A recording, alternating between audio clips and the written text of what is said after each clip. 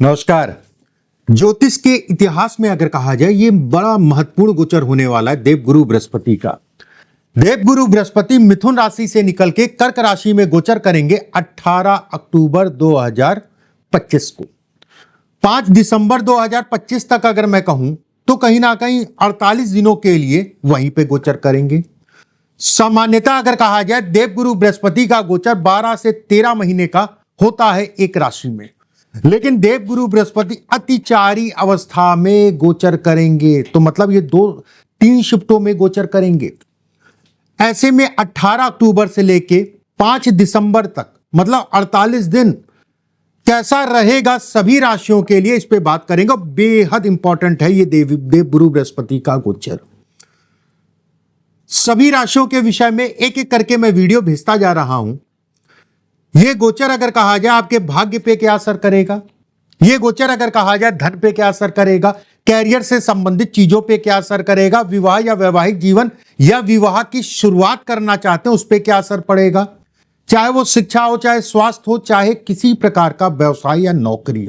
बहुत सारे लोगों की अगले 48 दिनों में अगर कहा जाए तो कहीं ना कहीं लॉटरी, एक तरीके से आप कह सकते हैं लॉटरी का मतलब ये नहीं कि जुआ सट्टा, लॉटरी का मतलब ये हो गया कि उनके काम बनने लग गए। अगर आपके पास नौकरी का विकल्प मिल गया, व्यवसाय नहीं चल रहा, व्यवसाय जो है कहीं ना कहीं प्लेटफॉर्म धीरे धीरे पकड़ने लग गया।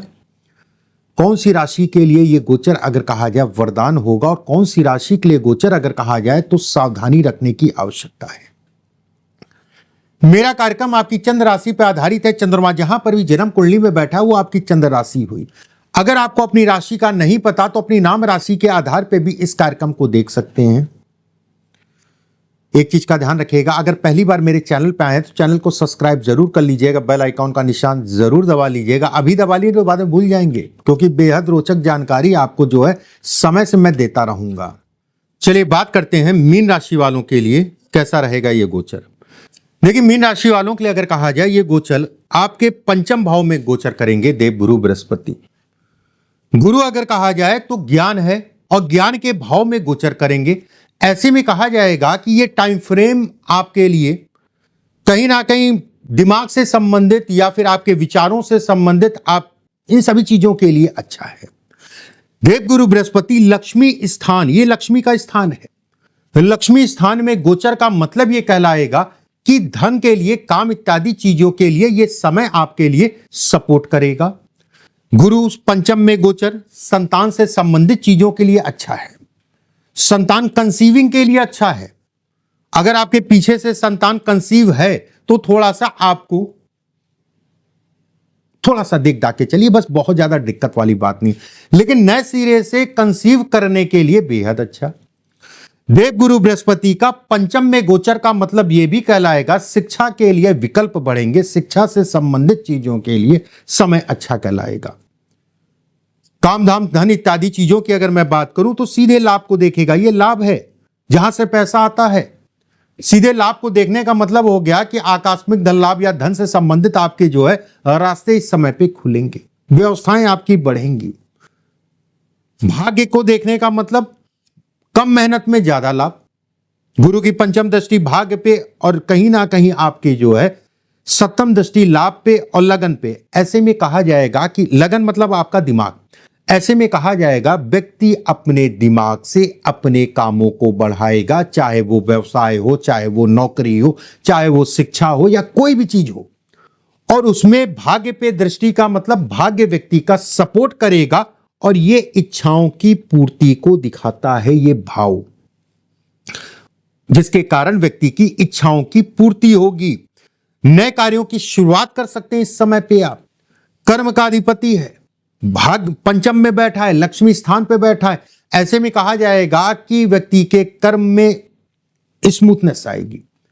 सरकारी नौकरी में अगर है तो पद उन्नति को दिखाता है, प्राइवेट नौकरी में उसमें भी पद से संबंधित चीजों को दर्शाता है, पद में बढ़ोतरी को दिखाता है। वहीं लगन का मालिक है, अद्भुत राजयोग है। अगर मैं 12 राशियों में बात करूं तो सबसे अच्छी राशि अगर कहा जाए मीन राशि कहलाएगी इस गोचर कार्यखंड के अंतर्गत। ठीक है, इसका गोचर कार्यखंड के अंतर्गत। वैसे ही मीन राशि के ऊपर शनि की 7.5 चल रही, बड़े कंफ्यूज हैं। पिछले 7-8 महीने से अगर कहा जाए, वैसे तो लगभग 3 साल हो रहे हैं, फिर भी 7-8 महीने से अगर कहा जाए दिमागी रूप से तनाव बढ़ता जा रहा है, चीजें समझ नहीं आ रही मीन राशि वालों के लिए। लेकिन अब थोड़ा सा अतिचारी होने के कारण गुरु जो है ये 1.5-2 महीने का जो 48 दिन का टाइम फ्रेम है, इस फ्रेम में आपकी चीजें व्यवस्थित करेंगे, एक प्लेटफॉर्म आपको दोबारा से दे देंगे, या फिर कोई प्लेटफॉर्म की आप कोशिश कर रहे थे बनाने के लिए, उसके लिए आपके लिए बेहद अच्छा है। वहीं भाग्य को देखने का मतलब भाग्य में वृद्धि, पिता के सुखों में वृद्धि, गुरु से संबंधित चीजों के लिए अच्छा है, ज्ञान के लिए अच्छा है, कोई धार्मिक काम, एनजीओ, संस्था इत्यादि चीजों का अगर आप काम करते हैं उसके लिए अच्छा है, व्यवसाय में बढ़ोतरी के लिए अच्छा है, पिता से संबंध आपके खराब है तो उसके लिए अच्छा है, पिता के स्वास्थ्य में उतार चढ़ाव अगर चल रहा था तो उसके लिए भी अच्छा कहलाएगा। आपकी जो भी धर्म पत्नी है, अगर आपकी शादी हो चुकी है, मैं खासकर धर्म पत्नी की बात कर रहा हूं, आपकी शादी हो चुकी है, ठीक है, तो उनके भाई के बच्चे को जो है इस समय पे थोड़ा सा उसके शरीर स्वास्थ्य में उतार चढ़ाव हो सकता है, या उसको कोई प्रॉब्लम जिसके कारण परिवार डिस्टर्ब को भी ये इंगित करता है। एक बात, हालांकि उसमें रिकवरी भी होगी इस समय पे तेजी से, अगर प्रॉब्लम है तो उसका सलूशन भी तेजी से होगा। एक बात, गुरु का शनि को देखना लगन में, ये मान सम्मान प्रतिष्ठा में बढ़ोतरी, अगर आप जो है राजनीति करना चाहते हैं या समाज से जुड़े काम करना चाहते हैं उसके लिए बहुत अच्छा गोचर कहलाएगा। वहीं विवाह या वैवाहिक जीवन की शुरुआत के लिए बहुत अच्छा गोचर है ये, एक तरीके से मान के चलिए दोहरा गोचर, एक तरीके से मान के चलिए दोहरा गोचर। ऐसे में कहा जाएगा विवाह या वैवाहिक जीवन में कोई तनाव, कोई मानसिक पीड़ा, कोई समस्या चल रही थी, या विवाह आपका नहीं हो पा रहा था, या बातचीत नहीं हो पा रही थी, उन सभी चीजों के लिए समय अनुकूल कहलाएगा। रास्ते इस समय पे आपको मिलेंगे, वो रास्ते आपके सकारात्मक होंगे, उसमें कहीं कोई दो राय नहीं है। एक बात, ये मित्रता है, ये गुरु है, ऐसे में कहा जाएगा कि मित्र आपको इस समय पे अच्छे मिलेंगे, मित्रों का आपको साथ मिलेगा। पुराने मित्र जो आपको छोड़ के चले गए थे, कुछ मित्र या कुछ लोग आपको छोड़ के चले गए थे, या कुछ लोग आपसे जो है कि ठीक है ये बेकार है, दोबारा से आपके नजदीक आने का प्रयास करने लगेंगे। इन चीजों के लिए बेहतर है। रुका हुआ धन, फंसा हुआ धन, उसके लिए बेहतर है। शेयर मार्केट अगर आप करते हैं तो जल्दबाजी हड़बड़ाहट मत करिएगा, नहीं तो 3 दिन जिताएगा, एक दिन जो है जल्दबाजी करेंगे वो 3 दिन का पैसा 1 दिन में निकल जाएगा। शेयर मार्केट में बहुत सावधानी रखनी है। कहीं पैसा फंसा है तो वो आपको मिल जाएगा, प्रयास करिए, उन सब चीजों के लिए अच्छा है। कर्ज आपके ऊपर चढ़ा है तो कर्ज से संबंधित विकल्प आपको मिलेंगे। देवगुरु बृहस्पति अगर कहा जाए दशम, ये कर्म है, ये कर्म को दिखाते हैं, ठीक है, उन चीजों के लिए बेहतर विकल्प बनाएगा, उसमें कहीं कोई दो राय नहीं है। कुल मिला के मीन राशि वालों के लिए गोचर अगर कहा जाए तो बेहतर है, अच्छा है। अगर आप पहली बार मेरे चैनल पर आए तो चैनल को सब्सक्राइब जरूर कर लीजिए, बेल आइकॉन का निशान दबा लीजिए।